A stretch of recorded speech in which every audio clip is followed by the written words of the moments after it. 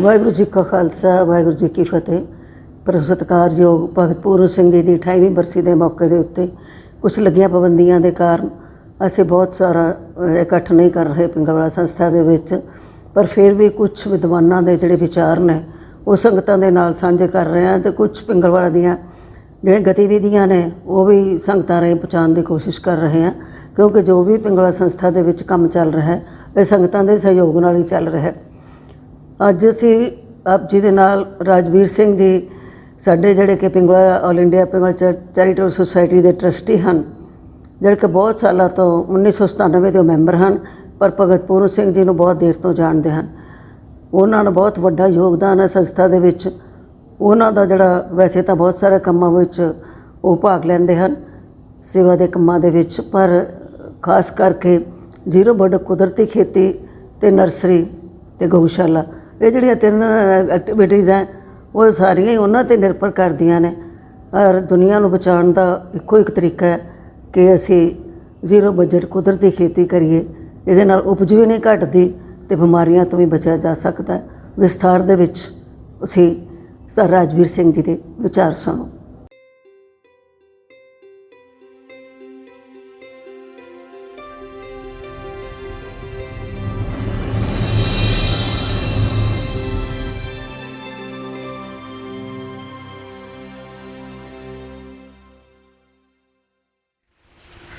समूह संगतां नूं मेरे वल्लों वाहिगुरू जी का खालसा वाहिगुरू जी की फतेह।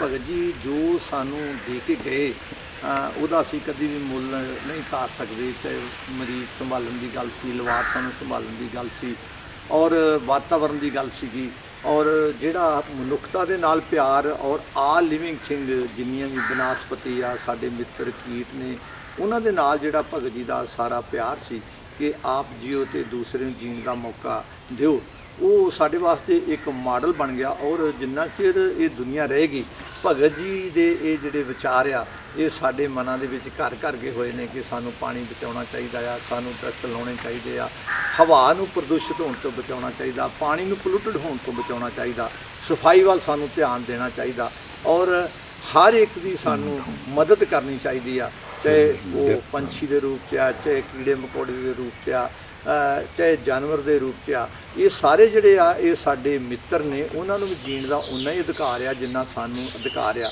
और हर मनुख जिहड़ा आ उहदा इस धरती दे उत्ते आ लिविंग थिंग दा इस धरती दे उत्ते शेयर आ, क्योंकि असीं ये मत समझिए कि ये धरती जिहड़ी आ ये मेरी आ, नहीं मेरी नहीं, इत्थे कई लोग पहलां आके चले गए, कईयां ने आण के चले जाना आ, ये उहदी बख्शिश आ जिन्नी सानू उहने अज बख्शी दे असीं भोग के जाने आ।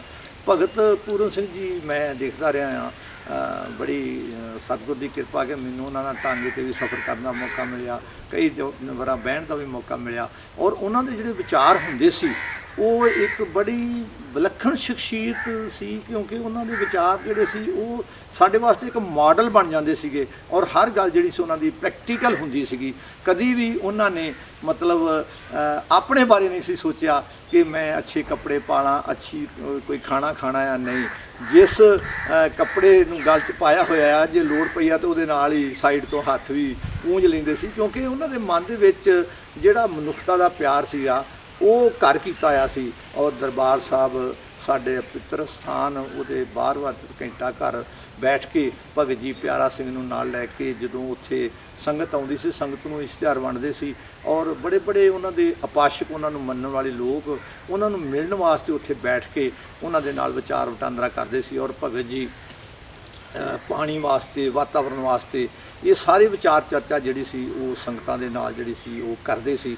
और उन्होंने बाणी ते भी बहुत कुछ लिखिया और ये जिहड़ा उन्होंने प्रैस लाई, प्रैस दे विच वातावरण संबंधी सीगा, साडी फूड वैल्यू संबंधी सी, साडी नित करनी और साडा जीवन, ये सारा जिहड़ा सी भगत जी ने छपा के इश्तिहारां दे रूप दे विच साध संगत जी ये पढ़ो। ਔਰ ਇਹ ਪੜ੍ਹ ਕੇ ਮੈਨੂੰ ਦੱਸ ਕੇ ਬੜੀ ਖੁਸ਼ੀ ਹੋਏਗੀ ਕਿ ਇੱਕ ਵਾਰ ਬੀਬੀ ਜੀ ਨੇ ਮੇਰੀ ਡਿਊਟੀ ਲਾਈ ਕਿ ਤੁਸੀਂ ਟਰਾਂਸਫਾਰਮਰ ਖਰੀਦ ਕੇ ਲਿਆਉਣਾ ਸੰਧੀਰ ਵਾਲਿਆਂ ਕੋਲ। ਮੈਂ ਸੰਧੀਰ ਵਾਲਿਆਂ ਕੋਲ ਗਿਆ, ਜਦੋਂ ਉਹਨਾਂ ਦੇ ਹੈੱਡ ਨੂੰ ਮਿਲਿਆ ਤੇ ਉਹਨਾਂ ਨੇ ਕਿਹਾ ਜੀ ਇਹਦੀ ਇੰਨੀ ਕੀਮਤ ਹੈ। ਮੈਂ ਕਿਹਾ ਜੀ ਆ 50% ਲੈ ਲਓ, 50% ਅਸੀਂ 2 ਦਿਨ ਬਾਅਦ ਤੁਹਾਨੂੰ ਪੈਸੇ ਦੇ ਕੇ ਲੈ ਜਾਵਾਂਗੇ। ਪਰ ਆਹ ਭਗਤ ਜੀ ਦਾ ਇੱਕ ਬਰੋਸ਼ਰ ਆ, ਇਹਨੂੰ ਤੁਸੀਂ ਟਾਈਮ ਲੱਗੇ ਤੇ ਦੇਖੋ। ਜਦੋਂ ਨਾ ਬਰੋਸ਼ਰ ਦੇਖਿਆ ਤੇ ਮੈਨੂੰ ਸਵੇਰੇ 6:45 ਵਜੇ ਫੋਨ ਆ ਗਿਆ, ਰਾਜਵੀਰ ਜੀ ਟਰਾਂਸਫਾਰਮਰ ਵੀ ਲੈ ਜਾਓ ਤੇ ਪੈਸੇ ਵੀ ਲੈ ਜਾਓ, ਕਿਉਂਕਿ ਭਗਤ ਜੀ ਨੇ ਇੰਨਾ ਕੰਮ ਕੀਤਾ ਆ ਤੇ ਮੈਂ ਪੈਸੇ ਲੈਂਦਾ ਠੀਕ ਨਹੀਂ ਲੱਗਦਾ। ਇਸ ਤਰ੍ਹਾਂ ਦੀਆਂ ਬਹੁਤ ਜਾਨੀ ਸਾਡੇ ਕੋਲ ਮਿਸਾਲਾਂ ਨੇ, ਕਿਉਂਕਿ ਭਗਤ ਜੀ ਜਿਹੜਾ ਕੰਮ ਕਰਦੇ ਸੀਗੇ ਉਹ ਭਾਈ ਕਨ੍ਹਈਆ ਦੇ ਮਿਸ਼ਨ ਨੂੰ ਅੱਗੇ ਵਧਾਉਂਦਿਆਂ ਹੋਇਆਂ ਉਹਨਾਂ ਨੇ ਇੰਨਾ ਕੰਮ ਕੀਤਾ। ਔਰ ਜਦੋਂ ਪਾਕਿਸਤਾਨ ਤੋਂ ਆਏ ਖਾਲਸਾ ਕਾਲਜ ਵਿਖੇ ਮਰੀਜ਼ਾਂ ਨੂੰ ਲੈ ਕੇ ਪਿਆਰਾ ਸਿੰਘ ਨਾਲ ਸੀ, ਮੋਢਿਆਂ 'ਤੇ ਚੱਕ ਕੇ ਲਿਆਏ। ਕਿਸੇ ਨੇ ਆਪਣਾ ਥੋੜ੍ਹਾ ਸੋਨਾ ਚੱਕ ਲਿਆ, ਕਿਸੇ ਨੇ ਥੋੜ੍ਹੇ ਬਰਤਨ ਚੱਕ ਲਏ, ਕਿਸੇ ਨੇ ਕੱਪੜੇ ਚੱਕ ਲਏ ਜਿਹੜੇ ਉਹਨਾਂ ਪਾਉਣੇ ਸੀ, ਤੇ ਭਗਤ ਜੀ ਨੇ ਪਿਆਰੇ ਨੂੰ ਮੋਢਿਆਂ 'ਤੇ ਚੱਕ ਕੇ ਖਾਲਸਾ ਕਾਲਜ ਦੇ ਕੈਂਪ ਦੇ ਵਿੱਚ ਰੱਖਿਆ, ਦੂਸਰਿਆਂ ਦੀ ਸੇਵਾ ਕੀਤੀ ਔਰ ਪਿਆਰਾ ਸਿੰਘ ਦੀ ਸੇਵਾ ਕੀਤੀ। ਫਿਰ ਉਹਨਾਂ ਨੂੰ ਰੇਲਵੇ ਸਟੇਸ਼ਨ 'ਤੇ ਰਹਿਣ ਦਾ ਮੌਕਾ ਮਿਲਿਆ। ਫਿਰ ਉਹਨਾਂ ਨੂੰ ਇੰਦਰ ਪੈਰ ਸਿਨੇਮਾ ਮਾਨਯੋਗ ਮਾਸਟਰ ਤਾਰਾ ਸਿੰਘ ਜੀ ਸਵਰਗਵਾਸੀ ਉਹਨਾਂ ਨੇ ਉਹ ਲੈ ਕੇ ਦਿੱਤਾ ਔਰ ਉਹਨਾਂ ਨੂੰ ਵੀ ਅਸੀਂ ਮਿਲੇ ਹਾਂ, ਉੱਥੇ ਵੀ ਮਰੀਜ਼ ਰੱਖੇ ਗਏ। ਫਿਰ ਉਹਨਾਂ ਨੂੰ ਜਦੋਂ GT ਰੋਡ 'ਤੇ ਜਗ੍ਹਾ ਮਿਲ ਗਈ, ਉਹਨਾਂ ਕਾਨਿਆਂ ਦੀਆਂ ਛੰਨਾਂ ਬਣਾਈਆਂ, ਉਹਦੇ ਵਿੱਚ ਮਰੀਜ਼ਾਂ ਨੂੰ ਰੱਖਿਆ। ਬਰਨਾਲਾ ਸਾਹਿਬ ਸੁਣਾਉਂਦੇ ਹੁੰਦੇ ਸੀ ਕਿ ਭਗਤ ਜੀ ਨੂੰ ਮਿਲਦੇ ਸੀ ਜਦੋਂ ਆਉਂਦੇ ਸੀ, ਤੇ ਬਰਨਾਲਾ ਸਾਹਿਬ ਭਗਤ ਜੀ ਨੂੰ ਮਿਲਣ ਵਾਸਤੇ ਲੱਭਣ ਲੱਗੇ। ਪਿੰਗਲਵਾੜੇ ਦੇ ਸੇਵਾਦਾਰ ਕਹਿਣ ਲੱਗੇ ਇੱਥੇ ਸਨ। ਔਰ ਜਦੋਂ ਲੰਗਰ ਦੇ ਵਿੱਚ ਦੇਖਿਆ ਭਗਤ ਜੀ ਬੋਰੀ ਵਿਛਾ ਕੇ ਤੇ ਸੁੱਤੇ ਹੋਏ ਸੀਗੇ, ਤੇ ਬਰਨਾਲਾ ਸਾਹਿਬ ਨੇ ਪੁੱਛਿਆ ਭਗਤ ਜੀ ਇੰਨੀ ਠੰਡ ਉਹਦੇ ਦਿਨ ਤੇ ਤੁਸੀਂ ਇਸ ਤਰ੍ਹਾਂ? ਉਹ ਕਹਿਣ ਲੱਗੇ ਬਿਸਤਰਾ ਜਿਹੜਾ ਸੀਗਾ ਹੈ ਨਹੀਂ ਸੀ, ਮਰੀਜ਼ ਆ ਗਿਆ ਸੀ, ਮੈਂ ਆਪਣਾ ਬਿਸਤਰਾ ਮਰੀਜ਼ ਨੂੰ ਦੇ ਦਿੱਤਾ, ਰਾਤ ਕੱਟਣੀ ਆ, ਗਰਮ ਸਵਾਹ ਆ, ਬੋਰੀ ਵਿਛਾ ਕੇ ਤੇ ਰਾਤ ਲੰਘ ਜਾਣੀ ਆ। ਹੁਣ ਇਹ ਭਗਤ ਜੀ ਹੀ ਕਰ ਸਕਦੇ ਸੀ, ਅਸੀਂ ਤੁਸੀਂ ਨਹੀਂ ਕਰ ਸਕਦੇ, ਪਰ ਸਾਡੇ ਲਈ ਇੱਕ ਮਾਡਲ ਜ਼ਰੂਰ ਛੱਡ ਕੇ ਗਏ। ਔਰ ਇਸ ਤਰ੍ਹਾਂ ਦਾ ਹੋਰ ਬਹੁਤ ਸਾਰਾ ਸਾਡੇ ਕੋਲ ਲਿਟਰੇਚਰ ਜਿਹੜਾ ਵੱਖ-ਵੱਖ ਵਿਦਵਾਨਾਂ ਦੇ ਭਗਤ ਜੀ ਛਪਾਉਂਦੇ ਰਹੇ ਨੇ। ਔਰ ਉਹ ਜਦੋਂ ਅਸੀਂ ਪੜ੍ਹਦੇ ਹਾਂ, ਸਕੂਲਾਂ ਕਾਲਜਾਂ ਦੇ ਪ੍ਰੋਫੈਸਰ ਮਿਲਦੇ ਨੇ, ਉਹ ਕਹਿੰਦੇ ਰਾਜਵੀਰ ਜੀ ਭਗਤ ਜੀ ਜਦੋਂ ਇਹ ਕਹਿੰਦੇ ਸੀ ਕਿ ਪਾਣੀ ਬਚਾਓ, ਤੇ ਅਸੀਂ ਕਹਿੰਦੇ ਸੀ ਕੀ ਹੋ ਗਿਆ ਬਜ਼ੁਰਗ ਨੂੰ, ਲੋਕਾਂ ਦੇ ਕੋਠੇ ਢਹਿ ਰਹੇ ਨੇ ਤੇ ਇਹ ਕਹਿੰਦੇ ਪਾਣੀ ਬਚਾਓ। ਭਗਤ ਜੀ ਕਹਿੰਦੇ ਸੀ ਪਾਣੀ ਪਵਿੱਤਰ ਸੋਮਾ ਜੇ ਸਾਡਾ, ਇਹ ਮੁੱਕ ਜਾਣਾ ਜੀ। ਤੁਸੀਂ ਜਾਣਦੇ 1% ਪਾਣੀ ਧਰਤੀ ਦੇ ਥੱਲੇ ਆ, 97% ਸਮੁੰਦਰਾਂ 'ਚ ਆ, 2, ਸਵਾ 2, 2.5% ਗਲੇਸ਼ੀਅਰ ਖੁਰ ਰਿਹਾ, ਪਾਣੀ ਧਰਤੀ ਦਾ ਡਾਊਨ ਜਾ ਰਿਹਾ, ਸਮੁੰਦਰ ਦਾ ਲੈਵਲ ਉੱਪਰ ਜਾ ਰਿਹਾ। ਔਰ ਭਗਤ ਜੀ 50 ਸਾਲ ਪਹਿਲਾਂ ਇਹ ਸਾਰਾ ਕੁਝ ਜਿਹੜਾ ਸੀ ਇਹ ਸਾਨੂੰ ਦੱਸ ਕੇ ਗਏ ਸੀਗੇ। ਔਰ ਹੁਣ ਅਸੀਂ ਸੋਚ ਰਹੇ ਹਾਂ ਕਿ ਭਗਤ ਜੀ ਉਦੋਂ ਕਹਿ ਰਹੇ ਸੀ ਜੇ ਅਸੀਂ ਧਿਆਨ ਦਿੱਤਾ ਹੁੰਦਾ ਪਾਣੀ ਮੁੱਕਣਾ ਨਹੀਂ ਸੀ ਔਰ ਧਰਤੀ ਪੋਲੂਟਡ ਨਹੀਂ ਸੀ ਹੋਣੀ, ਜਿਹੜੇ ਅਸੀਂ ਕੈਮੀਕਲ ਵਰਤ ਰਹੇ ਹਾਂ। ਜਿਸ ਫਾਰਮ 'ਤੇ ਅਸੀਂ ਬੈਠੇ ਹੋਏ ਹਾਂ, ਇਹ ਫਾਰਮ ਜਿਹੜਾ ਆ ਇਹ ਜਦੋਂ ਬੀਬੀ ਜੀ ਨੇ ਜਿਹੜੀ ਸੰਗਤ ਵੱਲੋਂ ਪੈਸੇ ਆਉਂਦੇ ਆ ਥੋੜ੍ਹੇ ਬਚ ਜਾਂਦੇ 15%, ਕਿਉਂਕਿ ਪਿੰਗਲਵਾੜੇ ਦਾ ਬਹੁਤ ਵੱਡਾ ਖਰਚਾ ਆ ਔਰ ਕੋਈ ਥੋੜ੍ਹ ਨਹੀਂ, ਸੰਗਤ ਦਾ ਬਹੁਤ ਧਿਆਨ ਹੈ ਪਿੰਗਲਵਾੜੇ ਵੱਲ, ਦੇਸ਼ ਵਿਦੇਸ਼ 'ਚ ਬੈਠੀਆਂ ਸੰਗਤਾਂ ਦਾ।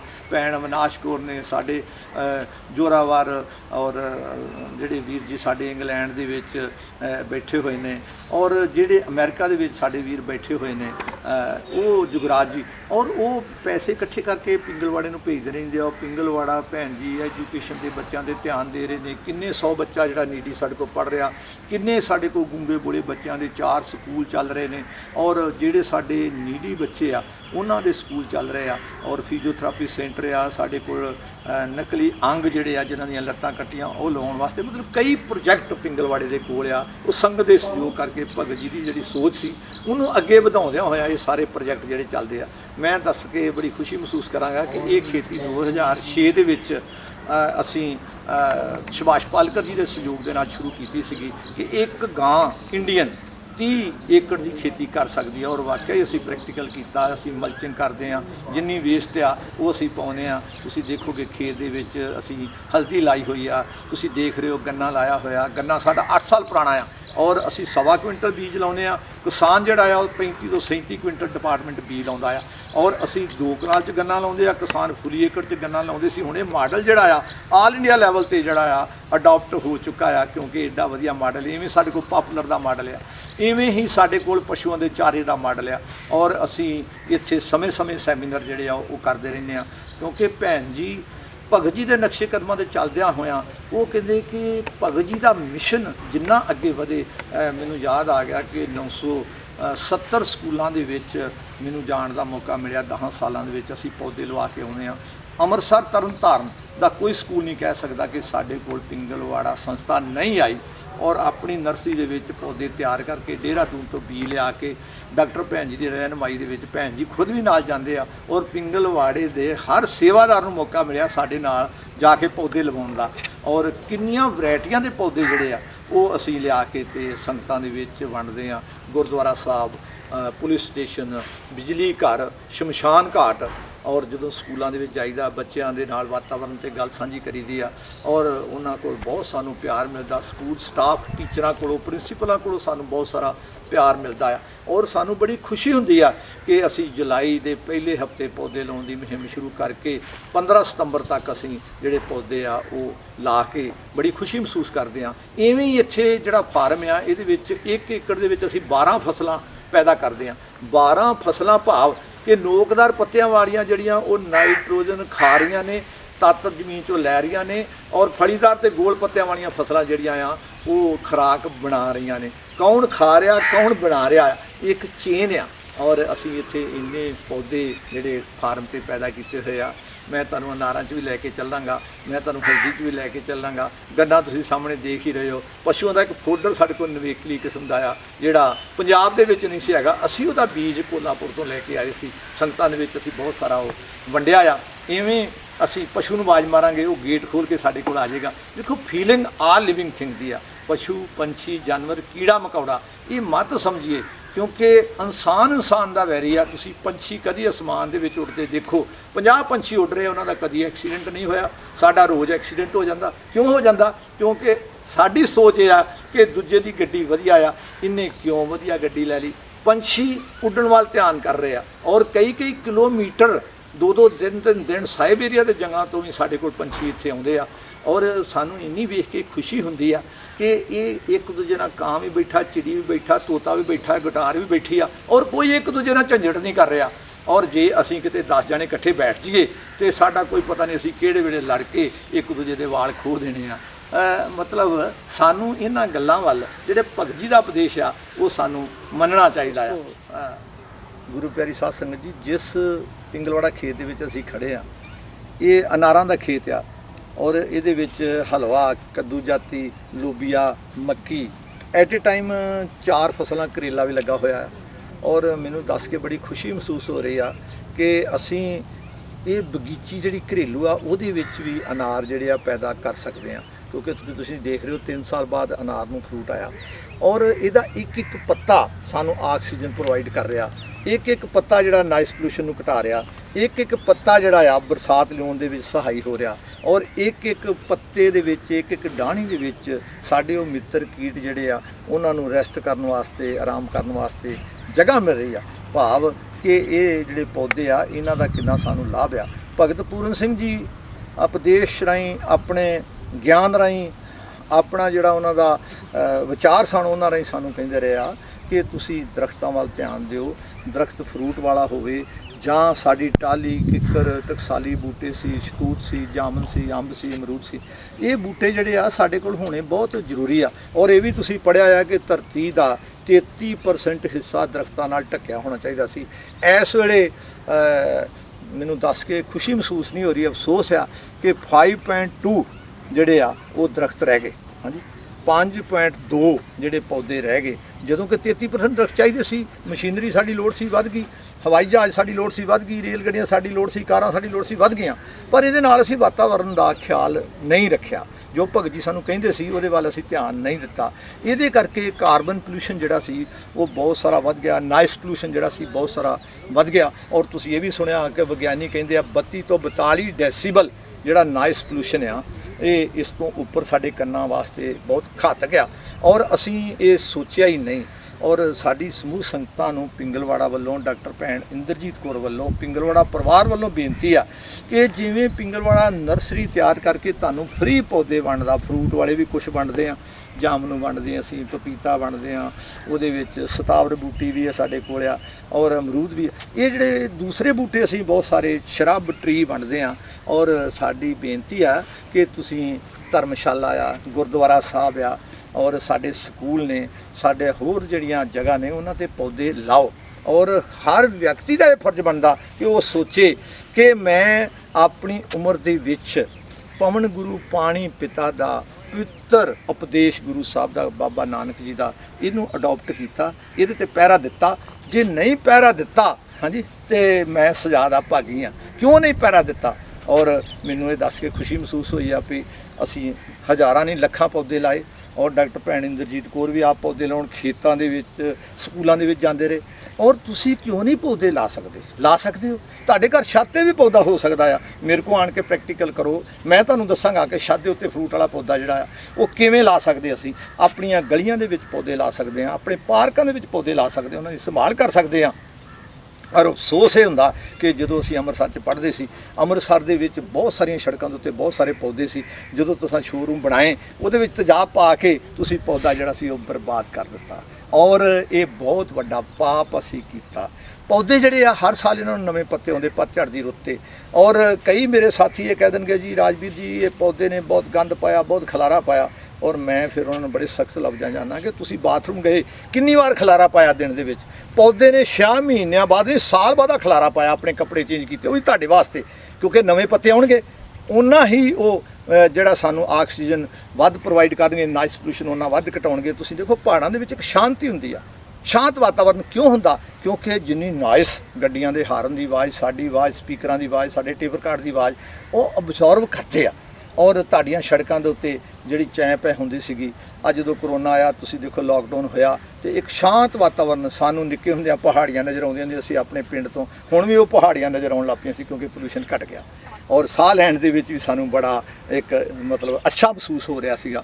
ਔਰ ਸਾਰੇ ਪੰਛੀ ਜਾਨਵਰ, ਉਹਨਾਂ ਸੜਕਾਂ ਦੇ ਉੱਤੇ ਮੋਰ ਆ ਗਏ ਜਿਨ੍ਹਾਂ ਦੇ ਉੱਤੇ ਮੋਰ ਆ ਹੀ ਨਹੀਂ ਸੀ ਸਕਦਾ। ਉਹਨਾਂ ਸੜਕਾਂ ਦੇ ਉੱਤੇ ਉਹ ਪੰਛੀ ਆ ਗਏ ਜਿਹੜੇ ਕਦੀ ਆ ਹੀ ਨਹੀਂ ਸਕਦੇ, ਜਿਹੜੇ ਡਰਦੇ ਸਾਡੇ ਤੋਂ ਚਲੇ ਗਏ ਸੀ, ਸਾਡੇ ਨਾਲ ਨਿਰਾਸ਼ ਹੋ ਕੇ ਚਲੇ ਗਏ ਸੀ, ਉਹ ਪੰਛੀ ਆ ਗਏ। ਔਰ ਮੈਨੂੰ ਦੱਸ ਕੇ ਖੁਸ਼ੀ ਹੋ ਰਹੀ ਆ ਕਿ ਗੀਜ਼ ਪੰਛੀ ਸਾਈਬੇਰੀਆ ਦੇ ਜੰਗਲਾਂ ਤੋਂ ਪਿੰਗਲਵਾੜੇ ਫਾਰਮ ਤੇ ਆਉਂਦਾ ਹੈ। ਔਰ ਇੱਕ ਵਾਰ ਜਦੋਂ 30 ਆਏ ਅਸੀਂ ਗਿਣਤੀ ਕੀਤੀ ਉਹਨਾਂ ਦੀ, ਔਰ ਸੈਕਿੰਡ ਅਗਲੇ ਸਾਲ 150-200 ਆਇਆ। ਔਰ ਜਦੋਂ ਜਾਂਦੇ ਆ ਮਾਰਚ ਦੇ ਪਹਿਲੇ ਹਫਤੇ, ਔਰ ਅਸੀਂ ਦੇਖਦੇ ਹਾਂ ਕਿ ਉਹ ਜੇ ਕੋਈ ਬਜ਼ੁਰਗ ਆ ਉਹਨਾਂ ਦੇ ਵਿੱਚੋਂ ਓਲਡ ਏਜ ਆ ਤੇ ਉਹ ਨਹੀਂ ਜਾਂਦਾ, 2-4 ਰਹਿ ਜਾਂਦੇ ਆ, ਬਾਕੀ ਜਿਹੜੇ ਆ ਫਿਰ ਉੱਥੇ ਵਾਪਸ ਚਲੇ ਜਾਂਦੇ ਆ। ਔਰ ਉਹ ਆਪਣਾ ਮਤਲਬ ਰਹਿਣ ਬਸੇਰਾ ਜਿਹੜਾ ਆ ਉਹ ਬਦਲਦੇ ਆ। ਅਸੀਂ ਦਰਖਤ ਕੱਟ ਕੇ ਕੰਕਰੀਟ ਦੇ ਜੰਗਲ ਬਣਾ ਲਏ, ਕਲੋਨੀਆਂ ਵੱਡੀਆਂ ਵੱਡੀਆਂ ਬਣਾ ਲਈਆਂ। ਔਰ ਇਹ ਸੋਚਿਆ ਹੀ ਨਹੀਂ ਕਿ ਅਸੀਂ ਇਹ ਬੜਾ ਘਾਤਕ ਸਮਾਂ ਆ। ਸਾਡੇ ਘਰ ਜਿਹੜੇ ਆ ਉਹ ਬਣ ਗਏ ਪੱਕੇ, ਠੀਕ ਆ, ਉਹਦੇ 'ਚ ਏਸੀ ਲੱਗੇ ਆ, ਬੜਾ ਕੁਝ ਲੱਗਾ, ਪਰ ਅਸੀਂ ਇਹ ਕਦੀ ਸੋਚਿਆ ਹੀ ਨਹੀਂ ਕਿ ਅੰਮ੍ਰਿਤਸਰ ਸਾਹਿਬ ਦੇ ਵਿੱਚ ਕਿੰਨੇ ਲੱਖ ਏਸੀ ਆ ਜਿਹੜੇ ਵਾਤਾਵਰਨ ਨੂੰ ਪ੍ਰਦੂਸ਼ਿਤ ਕਰ ਰਿਹਾ। ਔਰ ਕਿੰਨੇ ਲੱਖ ਪੇੜ ਅੰਮ੍ਰਿਤਸਰ ਦੇ ਵਿੱਚ ਜਿਹੜੇ ਮੇਰੀ ਉਮਰ ਦੇ ਬਜ਼ੁਰਗ ਆ ਜਾਂ ਮੇਰੇ ਤੋਂ 2-4-6 ਸਾਲ 10 ਸਾਲ ਵੱਡੇ ਆ, ਉਹਨਾਂ ਨੂੰ ਪੁੱਛ ਵੇਖੋ ਵੀ ਅੰਮ੍ਰਿਤਸਰ ਦੇ ਵਿੱਚ ਕਿੰਨੇ ਬਾਗ ਸੀਗੇ, ਅੰਮ੍ਰਿਤਸਰ ਦੇ ਦੁਆਲੇ ਕਿੰਨੇ ਬਾਗ ਸੀ, ਔਰ ਕਿੱਥੇ ਗਏ, ਕਿਉਂ ਗਏ? ਕਿਉਂਕਿ ਸਾਡੇ ਲਾਲਚ ਨੇ, ਸਾਡੀ ਬੇਈਮਾਨੀ ਨੇ ਉਹ ਬਾਗ ਜਿਹੜੇ ਸੀ ਖਤਮ ਕਰਕੇ ਕਲੋਨੀਆਂ ਦਾ ਰੂਪ ਧਾਰ ਲਿਆ। ਠੀਕ ਹੈ, ਕਲੋਨੀਆਂ ਬਣਾਓ, ਪਰ ਸਾਨੂੰ ਇਹ ਸੋਚਣਾ ਚਾਹੀਦਾ ਸੀ ਕਿ ਮਨੁੱਖ ਦੇ ਜੀਣ ਵਾਸਤੇ, ਪਸ਼ੂ ਪੰਛੀ ਦੇ ਬਹਿਣ ਵਾਸਤੇ ਵੀ ਸਾਨੂੰ ਉਹਨਾਂ ਦਾ ਖਿਆਲ ਰੱਖ ਕੇ ਚੱਲਣਾ ਚਾਹੀਦਾ ਸੀ। ਅਸੀਂ ਉਹ ਖਿਆਲ ਨਹੀਂ ਰੱਖਿਆ। ਮੈਂ ਬੇਨਤੀ ਕਰ ਰਿਹਾ ਹਾਂ ਕਿ ਭਗਤ ਪੂਰਨ ਸਿੰਘ ਜੀ ਜਦੋਂ 50 ਸਾਲ ਪਹਿਲਾਂ ਕਹਿੰਦੇ ਸੀ ਪਾਣੀ ਮੁੱਕ ਜਾਣਾ, ਔਰ ਉਹਨਾਂ ਨੂੰ ਪਤਾ ਸੀ ਪਾਣੀ ਮੁੱਕ ਜਾਣਾ, ਹੁਣ ਤੁਸੀਂ ਕਹਿ ਰਹੇ ਕਿ ਪਾਣੀ ਡਾਊਨ ਚੱਲ ਗਿਆ। ਔਰ ਕਿੰਨੇ ਜ਼ੋਨ ਡਾਰਕ ਡਿਕਲੇਅਰ ਹੋ ਗਏ ਆ ਗੌਰਮੈਂਟ ਵੱਲੋਂ ਕਿ ਇਹ ਡਾਰਕ ਜ਼ੋਨ ਡਿਕਲੇਅਰ ਹੋ ਗਏ ਆ, ਔਰ ਬਲਾਕ ਡਾਰਕ ਡਿਕਲੇਅਰ ਹੋ ਗਏ। ਕਿਉਂ ਹੋ ਗਏ? ਸਾਡੀ ਗਲਤੀ ਕਰਕੇ। ਵੀਰ ਜੋ ਭੈਣ ਜੀ, ਤੁਸੀਂ ਇਹ ਸੋਚੋ ਕਿ ਮੈਂ ਬਾਥਰੂਮ 'ਚ ਆਇਆ, ਵਾਸ਼ਰੂਮ ਗਿਆ ਆ, ਔਰ ਮੈਂ ਕਿੰਨੇ % ਪਾਣੀ ਬਚਾਇਆ, ਔਰ ਕਿੰਨਾ ਪਾਣੀ ਜਿਹੜਾ ਮੈਂ ਵੇਸਟ ਕੀਤਾ, ਔਰ ਮੈਂ ਡੇਲੀ ਕਿੰਨਾ ਪਾਣੀ ਬਚਾਇਆ ਔਰ ਕਿੰਨਾ ਵੇਸਟ ਕੀਤਾ। ਥੋੜ੍ਹਾ ਜਿਹਾ ਇਹ ਧਿਆਨ ਜਿਹੜਾ ਆ ਜ਼ਰੂਰ ਰੱਖੋ। ਔਰ ਇਹ ਵੀ ਵੇਖੋ ਕਿ ਪੌਦੇ ਮੈਂ ਆਪਣੀ ਉਮਰ 'ਚ ਕਿੰਨੇ ਲਾਏ ਆ, ਔਰ ਇਹ ਵੀ ਸੋਚੋ ਕਿ ਨਾਇਸ ਪੋਲਿਊਸ਼ਨ 'ਤੇ ਮੈਂ ਕਿੰਨਾ ਕੰਮ ਕੀਤਾ। ਮੈਂ ਆਪਣਾ ਟੇਪ ਰਿਕਾਰਡ TV ਜਿਹੜਾ ਸੀ ਉਹਦੀ ਆਵਾਜ਼ ਕਿੰਨੀ ਉੱਚੀ ਰੱਖੀ ਆ, ਗੱਡੀ ਦਾ ਹਾਰਨ ਮੈਂ ਕਿੰਨਾ ਨਜਾਇਜ਼ ਚਲਾਇਆ ਔਰ ਕਿੰਨਾ ਮੈਨੂੰ ਚਲਾਉਣਾ ਚਾਹੀਦਾ ਸੀਗਾ। ਇਹ ਸਾਰਾ ਸਾਡੀ ਡਿਊਟੀ ਆ। ਕਿਉਂਕਿ ਪੋਲੀਥੀਨ ਜਿਹੜਾ ਆ, ਪੋਲੀਥੀਨ ਦਾ ਲਿਫਾਫਾ 60 ਸਾਲ ਬਾਅਦ ਜ਼ਮੀਨ 'ਚ ਗਲਦਾ, 30 ਸਾਲ ਦੇ ਕੈਮੀਕਲ ਦਾ ਅਸਰ ਰਹਿੰਦਾ, ਔਰ ਅਸੀਂ ਉਹ ਲਿਫਾਫਿਆਂ ਦੇ ਵਿੱਚ ਹੀ ਦਹੀਂ ਲਿਆਉਂਦੇ ਆ, ਦੁੱਧ ਲਿਆਉਂਦੇ ਆ, ਉਹਦੇ 'ਚ ਪੂਰੀਆਂ ਛੋਲੇ ਪਾ ਕੇ ਲਿਆਉਂਦੇ ਆ। ਨਹੀਂ, ਅਸੀਂ ਘਰੋਂ ਕਿਉਂ ਨਹੀਂ ਬਰਤਨ ਖੜਦੇ? ਪੋਲੀਥੀਨ ਨੇ ਥਾਂ ਥਾਂ ਤੇ ਢੇਰ ਲਾਏ ਹੋਏ ਨੇ, ਸ਼ਹਿਰਾਂ ਦੇ ਦੁਆਲੇ, ਕਲੋਨੀਆਂ ਦੇ ਦੁਆਲੇ, ਔਰ ਸਾਡੇ ਲਈ ਪ੍ਰੋਬਲਮ ਬਣਿਆ ਹੋਇਆ। ਰਾਤੀ ਹਨੇਰੀ ਆਈ ਸੀ, ਸੜਕਾਂ ਦੇ ਉੱਤੇ ਪੋਲੀਥੀਨ ਹੀ ਪਿਆ ਹੋਇਆ, ਔਰ ਕਿੰਨੇ ਲਿਆਂਦਾ? ਅਸੀਂ, ਸਾਡੀ ਗਲਤੀ ਕਰਕੇ।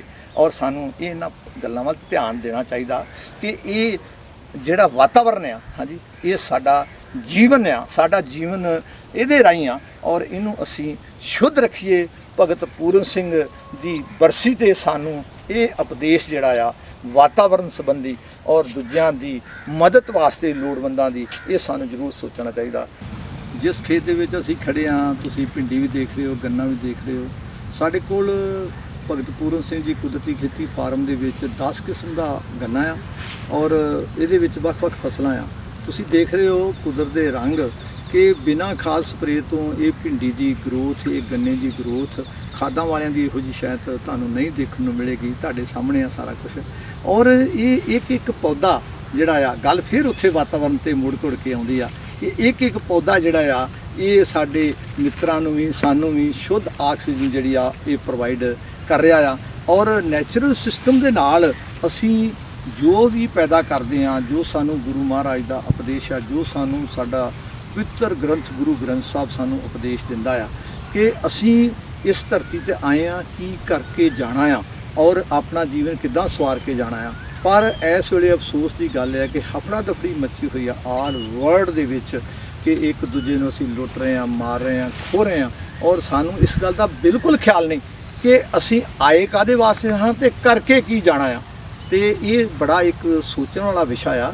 ਤੇ ਕਦੀ ਤੁਸੀਂ ਬੈਠ ਕੇ ਠੰਡੇ ਮਨ ਦੇ ਨਾਲ ਸੋਚੋ ਕਿ ਅਸੀਂ ਆਏ ਸਾਂ ਧਰਤੀ ਤੇ ਔਰ ਉਮਰ ਜਿਹੜੀ ਆ ਸਾਡੀ 60 ਦੇ ਦਹਾਕੇ ਤੋਂ ਉੱਪਰ ਚਲੀ ਗਈ ਆ ਔਰ ਇਹਦੇ ਵਿੱਚ ਅਸੀਂ ਕੀ ਕੀਤਾ, ਕਿਸੇ ਦਾ ਭਲਾ ਕੀਤਾ ਔਰ ਬੁਰਾ ਕਿੰਨਿਆਂ ਦਾ ਕੀਤਾ ਆ। ਉਹ ਤੇ 24 ਘੰਟੇ ਸਾਡਾ ਦਿਮਾਗ ਇਸ ਪਾਸੇ ਭੱਜਾ ਫਿਰਦਾ ਰਹਿੰਦਾ ਕਿਉਂਕਿ ਦੂਸਰੇ ਦੇ ਸਾਧਨ ਸਾਨੂੰ ਚੰਗੇ ਨਹੀਂ ਲੱਗਦੇ। ਆਪਣਿਆਂ ਵੱਲ ਅਸੀਂ ਦੇਖਣਾ ਨਹੀਂ, ਅਸੀਂ ਦੂਸਰਿਆਂ ਵੱਲ ਵੇਖ ਕੇ ਔਰ ਬੁਰਾ ਮਹਿਸੂਸ ਜਿਹੜਾ ਆ ਉਹਦਾ ਦੁੱਖ ਸਾਨੂੰ ਜ਼ਿਆਦਾ ਹੁੰਦਾ ਹੈ, ਸਾਧਨ ਉਹਦੇ ਕਿਉਂ ਇੰਨੇ ਚੰਗੇ ਆ।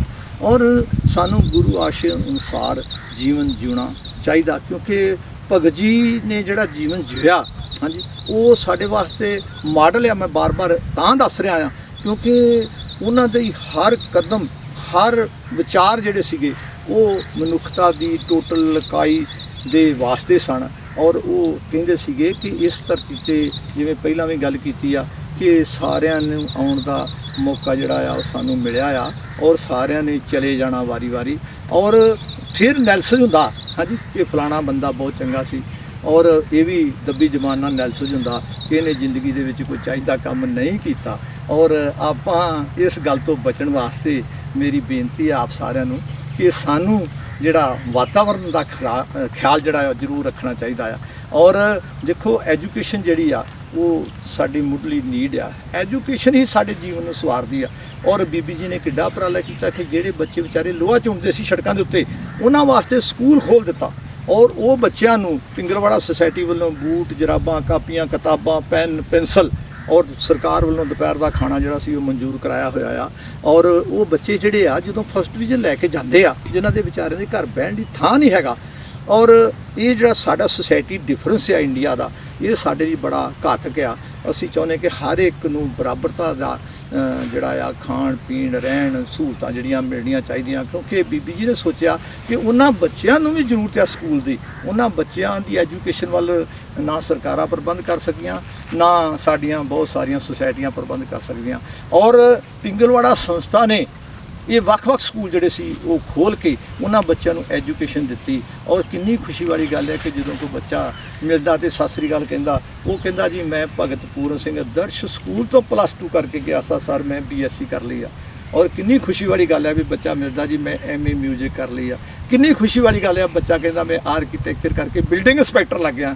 ਔਰ ਇਹ ਬੀਬੀ ਜੀ ਦੀ ਸੋਚ, ਭਗਤ ਪੂਰਨ ਸਿੰਘ ਜੀ ਦੇ ਨਕਸ਼ੇ ਕਦਮਾਂ ਤੇ ਚੱਲਦੇ ਆ ਤੇ ਸੰਗਤ ਦਾ ਸਹਿਯੋਗ ਜਿਹੜਾ ਸੰਗਤ ਵੱਲੋਂ ਪੈਸਾ ਸਮੇਂ-ਸਮੇਂ ਪਿੰਗਲਵਾੜੇ ਨੂੰ ਦਿੱਤਾ ਜਾਂਦਾ। ਔਰ ਇਹ ਵੀ ਖੁਸ਼ੀ ਵਾਲੀ ਗੱਲ ਹੈ ਕਿ ਪਿੰਗਲਵਾੜੇ ਦਾ ਇੱਕ ਪੈਸਾ ਤੁਸੀਂ www.pingalwada.org ਖੋਲ੍ਹ ਕੇ ਦੇਖੋ, ਉਹਦੇ ਤੇ ਤੁਸੀਂ ਦੇਖੋਗੇ ਕਿ ਕਿੰਨੇ ਪੈਸੇ ਆਏ, ਪਰ ਆਵਰ ਦੇਖੋ ਕਿ ਕਿੰਨੇ ਪੈਸੇ ਜਿਹੜੇ ਸੀ ਉਹ ਖਰਚ ਹੋਏ। ਔਰ ਬਿਲਕੁਲ ਨੀਟ ਐਂਡ ਕਲੀਨ ਭੈਣ ਜੀ ਨੇ ਸਾਰਾ ਸਿਸਟਮ ਜਿਹੜਾ ਆ ਇਹ ਭਗਤ ਜੀ ਦੇ ਨਕਸ਼ੇ ਕਦਮਾਂ ਤੇ ਚੱਲਦਿਆਂ ਚਲਾਇਆ ਹੋਇਆ ਆ। ਮੇਰੀ ਬਾਰ-ਬਾਰ ਬੇਨਤੀ ਹੈ ਕਿ ਤੁਸੀਂ ਭਗਤ ਪੂਰਨ ਸਿੰਘ ਜੀ ਦੀ ਜਿਹੜੀ ਜੀਵਨੀ ਆ ਉਹਦੇ ਤੋਂ ਜ਼ਰੂਰ ਕੁਛ ਨਾ ਕੁਛ ਪ੍ਰਾਪਤੀ ਕਰੋ। ਔਰ ਉਹਨਾਂ ਦਾ ਵੱਡਮੁੱਲਾ ਜੀਵਨ ਜਿਹੜਾ ਆ ਉਹ ਸਾਡੇ ਵਾਸਤੇ ਸੀ, ਸੰਗਤ ਵਾਸਤੇ ਸੀ, ਉਹਨਾਂ ਦੇ ਪਰਿਵਾਰ ਵਾਸਤੇ ਨਹੀਂ ਸੀ। ਉਹਨਾਂ ਦਾ ਪਰਿਵਾਰ ਸਾਰੇ ਅਸੀਂ ਲੋਕ ਸਾਂ ਅਸੀਂ ਜਿੰਨੇ ਲੋਕ ਸਾਂ ਇਹ ਉਹਨਾਂ ਦਾ ਪਰਿਵਾਰ ਸੀ, ਹਰ ਇੱਕ ਨੂੰ ਗੱਲ ਨਾਲ ਲਾਉਂਦੇ ਸੀਗੇ। ਉਹ ਨਹੀਂ ਸੀ ਦੇਖਦੇ ਕਿ ਇਹਦੇ ਤੋਂ ਕੋਈ ਮੈਨੂੰ ਇਨਫੈਕਸ਼ਨ ਹੋ ਜਾਏਗੀ, ਔਰ ਅਸੀਂ ਕਿਸੇ ਨੂੰ ਟੱਚ ਕਰ ਜਾਈਏ ਤੇ 4 ਵਾਰ ਹੱਥ ਧੋਨੇ ਆ। ਭਗਤ ਜੀ ਗਲ ਦੇ ਵਿੱਚ ਲੈਂਦੇ ਸੀ, ਗਲਵੱਕੜੀ ਦੇ ਵਿੱਚ ਲੈਂਦੇ ਸੀ, ਔਰ ਉਹਦਾ ਮੂੰਹ ਚੁੰਮਦੇ ਸੀ, ਉਹਨੂੰ ਫੂਡ ਦਿੰਦੇ ਸੀਗੇ। ਉਹਨਾਂ ਨੂੰ ਕਦੀ ਵੀ ਇਨਫੈਕਸ਼ਨ ਨਹੀਂ ਹੋਈ, ਸਾਰੀ ਉਮਰ ਮੈਂ ਦੇਖਦਾ ਰਿਹਾ, ਕਿਉਂਕਿ ਉਹਨਾਂ ਦੀ ਵਿਲ ਪਾਵਰ ਇੰਨੀ ਸਟਰੋਂਗ ਸੀ, ਔਰ ਉਹਨਾਂ ਦੀ ਸੋਚ ਇਹ ਸੀ ਕਿ ਅਸੀਂ ਦੂਜਿਆਂ ਵਾਸਤੇ ਜੀਣਾ ਆ, ਅਸੀਂ ਇਹਨਾਂ ਵਾਸਤੇ ਕੁਝ ਕਰਨਾ, ਇਹ ਸਾਡੇ ਸਮਾਜ ਦਾ ਅੰਗ ਨੇ, ਇਹ ਸਾਡੇ ਸਮਾਜ ਦਾ ਹਿੱਸਾ ਨੇ। ਔਰ ਇਹ ਸੋਚ ਜਿਹੜੀ ਸੀ ਇਹ ਸਾਨੂੰ ਵੀ ਸਾਰਿਆਂ ਨੂੰ ਅਪਣਾਉਣੀ ਚਾਹੀਦੀ ਹੈ। ਮੈਂ ਸਟੂਡੈਂਟ ਲਾਈਫ ਤੋਂ 1968 ਤੋਂ ਜਦੋਂ ਭਗਤ ਜੀ ਨੂੰ ਪਹਿਲੀ ਵਾਰ ਮਿਲੇ, 4S ਪੜ੍ਹਦੇ ਸੀਗੇ, ਭਗਤ ਜੀ ਮਰੀਜ਼ ਲੈ ਕੇ ਜਾਂਦੇ ਹੁੰਦੇ ਸੀ, 4S ਦੇ ਹੈਂਡ ਪੰਪ ਹੁੰਦੇ ਸੀ, ਉੱਥੋਂ ਜਿਹੜੀ ਉਹਨਾਂ ਦੇ ਕੋਲ ਡਾਲਡਾ ਘਿਓ ਦੀ 2 ਲੀਟਰ ਦੀ ਪੀਪੀ ਸੀ, ਉਹਨੂੰ ਕੁੰਡਾ ਲਾਇਆ ਹੁੰਦਾ ਸੀ, ਉਹਦੇ ਨਾਲ ਹੀ ਪਾਣੀ ਪਾ ਕੇ ਤੇ ਮਰੀਜ਼ਾਂ ਨੂੰ ਪਿਲਾਉਂਦੇ ਸੀ। ਕਦੀ ਕਦੀ ਟਾਂਗੇ ਤੇ ਜਾਂਦੇ ਹੁੰਦੇ ਸੀ। ਫਿਰ ਸਾਨੂੰ ਭਗਤ ਜੀ ਨੇ ਮਿਲਣਾ ਸੀ, ਸਕੂਲ ਦੇ ਵਿੱਚ ਹੀ ਰਹਿੰਦੇ ਸੀਗੇ, ਕਮਰੇ ਸਾਨੂੰ ਮਿਲੇ ਸੀ ਉੱਥੇ, ਔਰ ਭਗਤ ਜੀ ਨੇ ਕਹਿਣਾ ਕਿ ਤੁਸੀਂ ਵੀ ਇਹਨੂੰ ਅਡਾਪਟ ਕਰੋ, ਹਾਂਜੀ, ਔਰ ਤੁਸੀਂ ਇਹ ਜਿਹੜੀ ਸੇਵਾ ਦਾ ਮਿਸ਼ਨ ਹੈ ਇਹਨੂੰ ਜਦੋਂ ਅਡਾਪਟ ਕਰੋਗੇ ਬੱਚਿਓ, ਤੁਹਾਨੂੰ ਬੜੀ ਖੁਸ਼ੀ ਹੋਏਗੀ। ਪਿੰਗਲਵਾੜੇ ਆਇਆ ਕਰੋ, ਆਣ ਕੇ ਕੁਛ ਨਾ ਕੁਛ ਕਰਿਆ ਕਰੋ, ਆਣ ਕੇ ਦੇਖਿਆ ਕਰੋ। ਔਰ ਅਸੀਂ ਕਦੀ ਕਦੀ ਸਟੂਡੈਂਟ ਆਉਂਦੇ ਹੁੰਦੇ ਸੀ, ਭਗਤ ਜੀ ਜਦੋਂ ਫਾਟਕ ਸੈਨਪੁਰੇ ਦਾ ਬੰਦ ਹੋ ਜਾਂਦੇ ਸੀ, ਟੱਲੀ ਵਜਾ ਕੇ ਤੇ ਉਹਨਾਂ ਦੇ ਹੱਥ ਦੇ ਵਿੱਚ ਲੋਹੇ ਦਾ ਬਾਟਾ ਹੁੰਦਾ ਸੀਗਾ, ਉਹ ਸੰਗਤ ਕੋਲੋਂ ਪੈਸੇ ਵੀ ਇਕੱਠੇ ਕਰਦੇ ਹੁੰਦੇ ਸੀ, ਕਿਉਂਕਿ ਉਹਨਾਂ ਨੂੰ ਫਾਟਕ ਬੰਦ ਹੋ ਗਿਆ ਕੋਈ ਫਰਕ ਨਹੀਂ ਸੀ ਪੈਂਦਾ। ਅਸੀਂ ਸੋਚਦੇ ਸੀ ਕਿ ਅਸੀਂ ਜਾਣਾ ਆ, ਸਾਨੂੰ ਬੜੀ ਜਲਦੀ, ਭਗਤ ਜੀ ਨੂੰ ਕੋਈ ਜਲਦੀ ਨਹੀਂ ਸੀ ਹੁੰਦੀ। ਗੱਡੀ ਪੈਸੇਂਜਰ ਤੇ ਹੀ ਦਿੱਲੀ ਨੂੰ ਸਫ਼ਰ ਕਰਦੇ ਹੁੰਦੇ ਸੀਗੇ, ਕਿਉਂਕਿ ਜੇ ਗੱਡੀ ਲੇਟ ਹੋ ਗਈ ਆ ਉਹਨਾਂ ਨੇ ਆਪਣਾ ਕਾਗਜ਼ ਪੈਨਸਲ ਲੈ ਕੇ ਲਿਖਣਾ ਸ਼ੁਰੂ ਕਰ ਦੇਣਾ। ਔਰ ਕਿਉਂਕਿ ਪੜ੍ਹਦੇ ਬਹੁਤ ਸੀਗੇ, ਔਰ ਮੈਨੂੰ ਇਹ ਵੀ ਦੱਸ ਕੇ ਖੁਸ਼ੀ ਹੁੰਦੀ ਹੈ ਕਿ ਪ੍ਰਗਤੀ ਮੈਦਾਨ ਦੇ ਵਿੱਚ ਐਗਜੀਬਿਸ਼ਨ ਲੱਗੀ ਸੀ। ਭਗਤ ਜੀ ਟਾਂਗੇ ਤੇ ਜਦੋਂ ਲੰਘਣ ਲੱਗੇ ਪ੍ਰਗਤੀ ਮੈਦਾਨ 'ਚ ਬੋਰਡ ਦੇਖਿਆ, ਔਰ ਭਗਤ ਜੀ ਨੇ ਉੱਥੇ ਅੰਦਰ ਜਾ ਕੇ 올ਡ ਬੁੱਕਸ ਜਿਹੜੀਆਂ ਸੀ ਕੱਢੀਆਂ, 22,000 ਉਹਦਾ ਬਿੱਲ ਬਣ ਗਿਆ। ਭਗਤ ਜੀ ਦੇ ਕੋਲ ਜਿਹੜੇ ਸੀ 22 ਰੁਪਏ ਵੀ ਨਹੀਂ ਸੀ ਹੋਣੇ। ਔਰ ਉਸੇ ਵੇਲੇ ਬਿਜਲੀ ਭਲਵਾਨ ਜੀ ਦਾ ਲੜਕਾ ਮੱਦੀ ਜੀ ਉੱਥੇ ਹੁੰਦੇ ਸੀਗੇ, ਮਦਨ ਜੀ, ਉਹਨਾਂ ਦਾ ਟਰਾਂਸਪੋਰਟ ਦਾ ਸਾਧਨ ਸੀ, ਉਹਨਾਂ ਦੇ ਕੋਲ ਜਾ ਕੇ ਕਹਿਣ ਲੱਗੇ 22,000 ਰੁਪਈਆ ਚਾਹੀਦਾ। ਉਹਨਾਂ ਨੇ ਆਪਣੀ ਵਾਈਫ ਨੇ ਕਿਹਾ ਸਾਡੇ ਘਰ ਰੱਬ ਆਇਆ, ਜਿੰਨੇ ਪੈਸੇ ਅੱਗੇ ਲਿਆਓ। ਉਹਨਾਂ ਕਿਹਾ ਭਗਤ ਜੀ ਗਿਣੋ। ਭਗਤ ਜੀ ਕਹਿੰਦੇ 16,000 ਕੁਛ ਰੁਪਏ, ਇਹਨਾਂ ਦੇ ਸਾਥੀ ਨਾਲ ਸੀਗੇ, ਉਹਨਾਂ ਗਿਣੇ। ਔਰ ਫਿਰ ਕਹਿੰਦੇ ਕੋਈ ਨਹੀਂ, ਜਿਹੜੇ ਬਾਕੀ ਪੈਸੇ ਅਸੀਂ ਕਿਸੇ ਹੋਰ ਕੋਲੋਂ ਜਾ ਕੇ ਲੈ ਲੈਣੇ।